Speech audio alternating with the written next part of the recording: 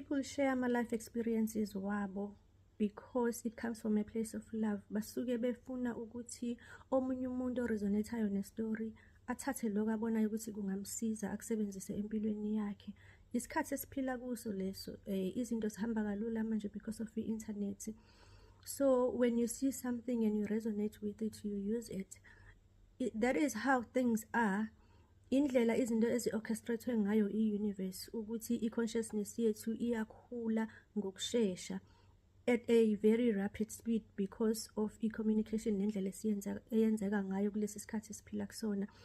So it's important ukuthi when people beshare uthando nathi silamukele lolo thando, because uthando yona kuphela into ezoselapha singabantu. When we move away from a negativity, sibe positive sonke singabantu, in the way that we do things and in the way that we react to izinto, always make sure ukuthi into yenzayo it comes from a place of love. Then leyo nto izokwelapha wena iphinde ilaphe nabanye abantu at a collective level. Le nto yokumove away from a third dimension to the fourth dimension isho ukuthi asingabi ne-fear, because if une-fear leyo nto iyakudepressa, iyakwehlisa, iyakucindezela leyo nto, and uma usucindezelekile uba powerless.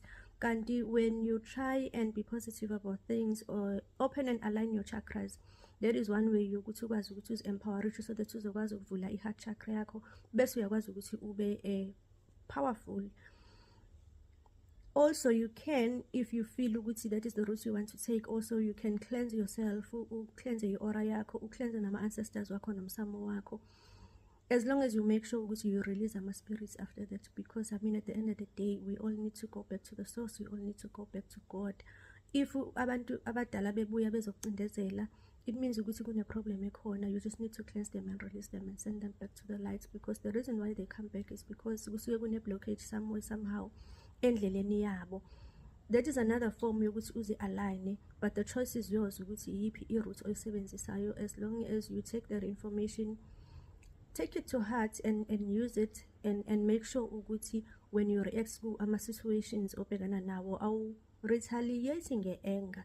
Doesn't matter ukuthi omunye umuntu wenzeni, abathakathi this and that, anything nje le edestabilize i-energy yakho idalelwe ukuthi kucindezele, so wena ungavumi.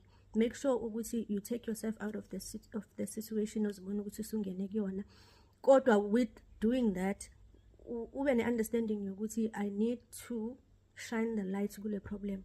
That is the only way uzongisiza, because when you do that, you are channeling your energies towards love.